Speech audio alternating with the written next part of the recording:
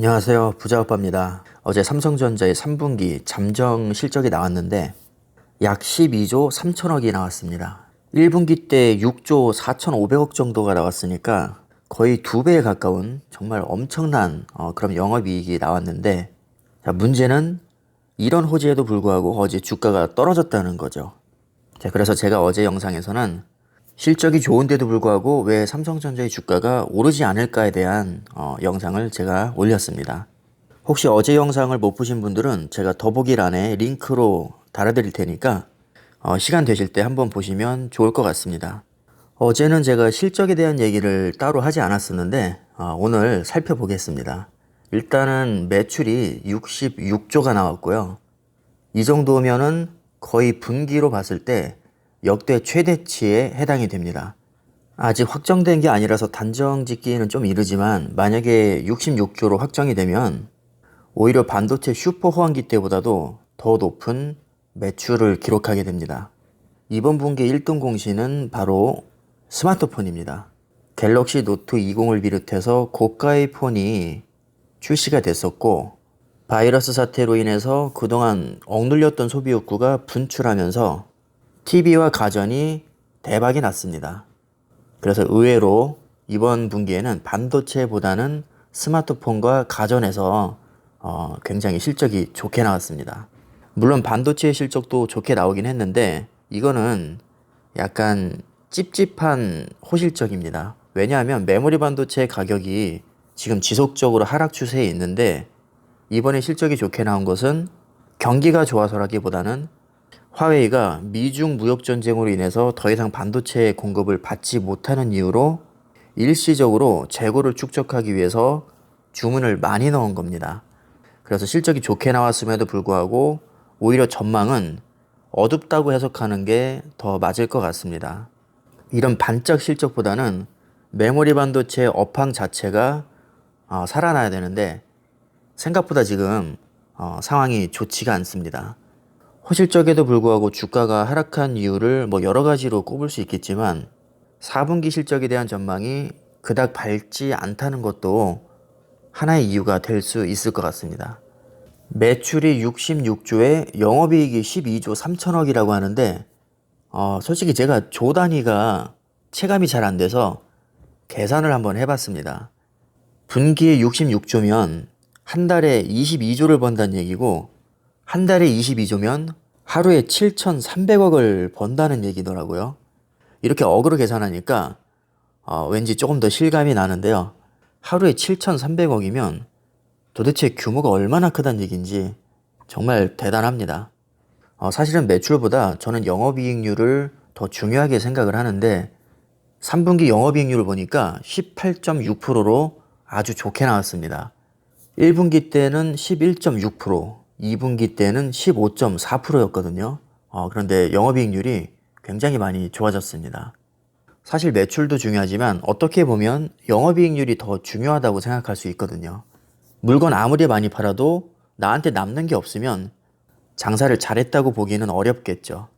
이 영업이익률은 반도체, 스마트폰, 가전, 디스플레이까지 합산한 수치이기 때문에 다른 기업들과 비교하기에는 적절하지 않은 수치입니다. 예를 들어서 인텔과 비교하려면 반도체 부분만 따로 떼놓고 봐야 되고요. 1분기 때 11.6%, 2분기 때 15.4%였으니까 영업이익률에서 많은 개선을 이루어냈습니다. 자, 이 점은 정말 높게 평가합니다. 자, 이렇게 영업이익률이 높게 나올 수 있었던 것은 지금 온라인 비대면 판매 비중이 높기 때문에 오프라인 매장에서 지불하는 마케팅 비용이 많이 감소했습니다. 그러니까 매출이 똑같아도 마케팅 비용으로 덜 썼기 때문에 영업이익률은 많이 올라갔겠죠. 자, 일단 그동안 부진을 면치 못했던 소비자 가전에서 영업이익이 1조 원이 넘을 것으로 기대가 되는데 만약에 1조 원을 넘기면 2016년 2분기 이후에 역대 최대 실적을 기록하게 됩니다. 그리고 반도체를 보면 의외로 이 서버 D램이 가격도 하락을 했고 그동안에 많은 재고를 축적을 하면서 판매량이 그렇게 많지 않았습니다. 사실 그동안은 서버 D램이 가장 큰 효자 노릇을 해줬었는데 이번에는 서버 D램의 빈자리를 데스크탑 PC, 스마트폰, 그리고 게임 콘솔 판매가 늘면서 상당량 매워졌습니다. 그리고 요즘에 가장 주목을 받고 있는 파운드리에서도 굵직한 신규 수주가 많이 늘어나면서 매출과 영업이익에도 많은 기여를 했을 것 같습니다. 엔비디아나 퀄컴은 기본적으로 조 단위로 위탁을 하기 때문에 삼성이 요즘에 올인하고 있는 파운드리에서 TSMC를 추격할 수 있는 발판을 마련을 했다고 봅니다. 이제 파운드리 실적은 시간이 지나면서 가속화가 될 텐데 아직까지는 TSMC를 잡기 위한 걸음마 단계라고 저는 판단하고 있습니다. 저는 개인적으로 파운드리에 대한 기대가 가장 큰데 삼성이 D램과 낸드 플래시에서 세계 1위를 하면서도 반쪽짜리 반도체 기업이라는 소리를 듣는 이유가 비메모리 반도체의 비중이 너무 낮기 때문인데요. 바로 이 파운드리가 비메모리 반도체에 해당이 되기 때문에 성공적인 투자가 이루어진다면 더 이상 반쪽짜리 반도체가 아닌 그야말로 세계 최고의 반도체 기업으로 발돋움할 수 있을 겁니다. 자, 물론 이것은 아직까지는 희망사항에 불과하죠. 이것이 현실화되기 위해서는 지금보다도 더 엄청난 노력과 운이 따라줘야 될 겁니다. 디스플레이가 2분기에는 애플의 보상금을 거의 1조 정도 받으면서 흑자로 전환을 했었는데 이번에 3분기에는 그런 일회성 수익이 없었거든요. 그럼에도 불구하고 3천억에서 4천억 정도의 영업이익이 나왔습니다. 자, 이것은 금액을 떠나서 정말 좋은 소식이라고 저는 생각을 합니다. 왜냐하면 그동안 이 디스플레이에서 너무 많은 출혈이 있었습니다. 특히 중국의 공세로 LCD 사업을 아예 포기할 정도로 굉장히 사정이 안 좋았었는데 보상금 없이 자력으로 이렇게 3, 4천억대의 영업이익을 냈다는 것은 뭔가 골칫거리였던 혹을 하나 뗀 듯한 그런 시원한 느낌이 듭니다. 자, 3분기 실적이 나오자마자 벌써부터 4분기 실적의 전망치도 나오고 있는데 키움증권에서는 한 9조 1천억 정도의 영업이익을 벌써 예측을 하고 있습니다. 자, 메모리 반도체인 D램과 낸드 플래시가 지금 가격이 계속 하락하고 있다고 했잖아요. 4분기 때도 하락세가 지속될 것으로 일단은 보고 있고 그동안은 코로나 때문에 마케팅을 하지 않았었는데 이제는 소비 욕구가 어느 정도 살아나고 있는 시점이기 때문에 마케팅 비용도 증가할 것으로 예상을 하고 있습니다. 어쨌든 마케팅 비용도 지출로 잡히기 때문에 수익은 다소 준다고 볼 수 있겠죠.